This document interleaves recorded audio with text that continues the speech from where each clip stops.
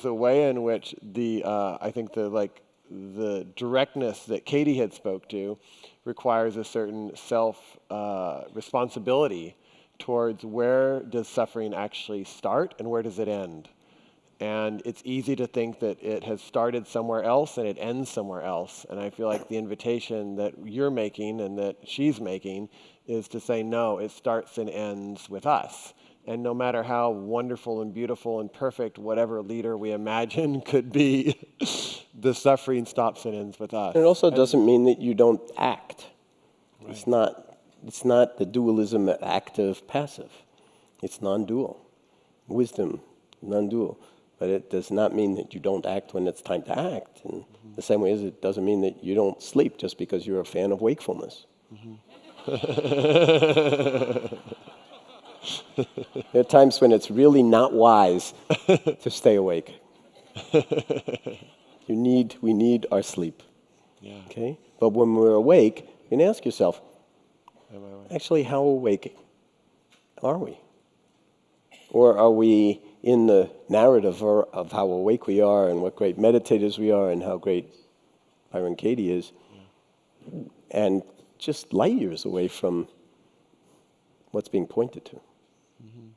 So this is in some sense where the rubber meets the road for us, and I'm in complete alignment with you, Soren, that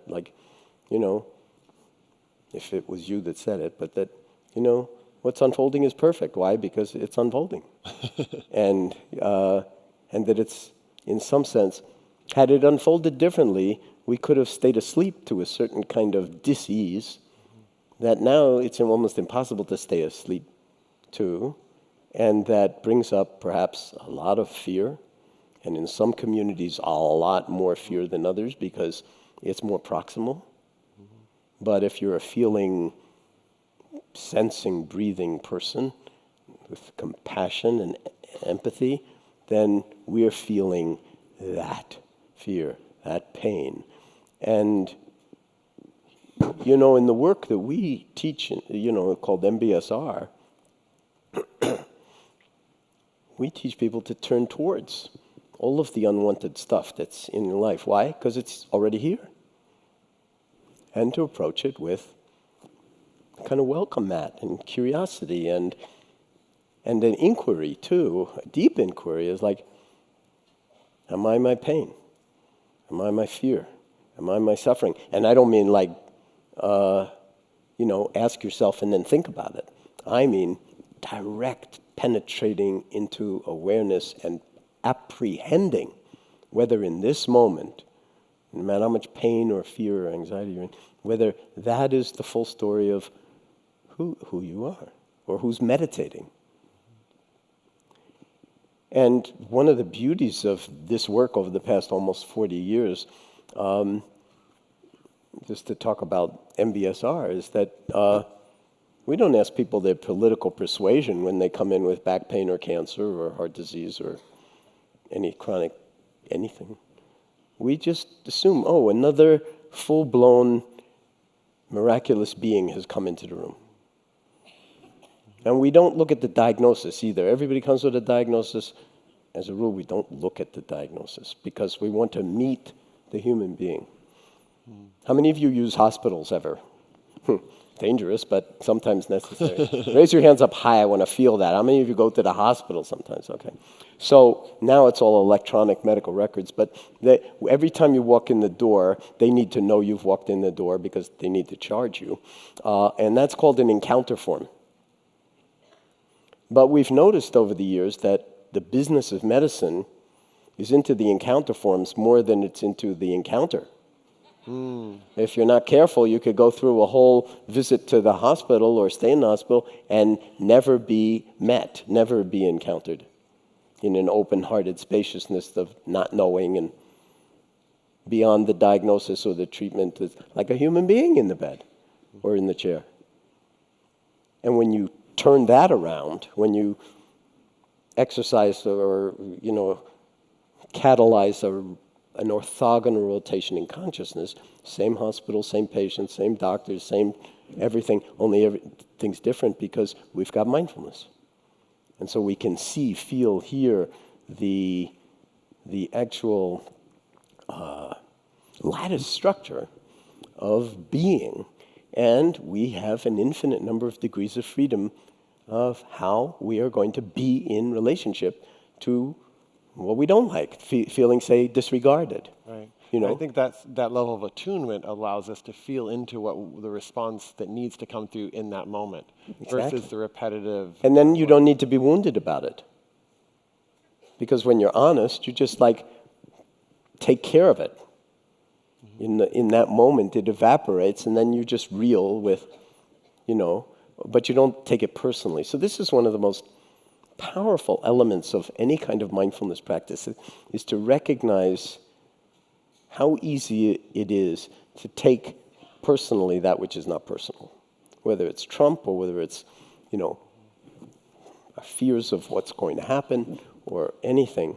These are narratives that may be true to a degree, but to a lot, it's like this whole thing about false news is very interesting because, there's a lot of dissimulation and propaganda, and it's always happened in dystopic times and in, pre-fascist times and everything else. I mean, Goebbels has a great quote about, just keep telling the lies long enough and big enough and find a scapegoat, and everybody will, be happy. But at the same time, if we can apprehend that, then we can also see that a lot of the stories we tell ourselves are false news. And you asked Katie, what's new? You did ask Katie. What is real news? Real news. And there's a line from a Wallace Stevens poem, which is in Coming to Our Senses. I don't remember the whole poem, but the last line is, and it's all about bombs falling on cities and everything else. I mean, it's like a real poem of pain and desolation, destruction, and blackout. And the last line is, the real news is there's no news at all. No news at all.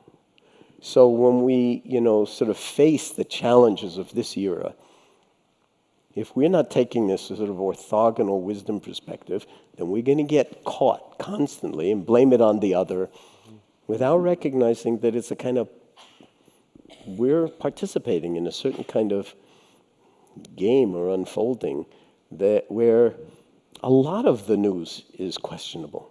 A lot of the facts are actually questionable. I mean, if you ask me a lot of facts about American history, I have my own view of American history, but I don't know that much about it, I'm sorry to say. But a lot of the time when we think about American history, we fashion it so that it's our story of the American history. It's like based on our facts, or our forgetfulness or whatever it is. Or one segment of the population story. Yeah, exactly. Like not interested in, slavery. That's so, can't we get over slavery? No. Because we've never done the healing. Jack Kornfield, I think, said, truth and reconciliation around the legacy of slavery is non-trivial. What about the Native American genocide thing? So we can point our fingers at the Palestinians and the, everywhere in the world where, if only they had what we had, they would be so enlightened. Look at us. So there's a certain dis-ease of the body politic, and I think Katie's absolutely right. If we're not willing to align ourselves with what's deepest and best and most beautiful in us on a virtually moment-by-moment and everyday basis, then the prognosis is that we're going to just get more of the same. And there'll be an enormous amount of harm, potentially. We need you said third way, or an alternative way of dealing with this. And I think, people in this room, I have an enormous amount of optimism and faith. And not just this room, but the sort of online world and all the other worlds that intersect with this, that, this is our curriculum for the moment. This is our curriculum. What does it mean to be human in this kind of a time, and to lead with our humanity as opposed to leading with our fear without denying the fear?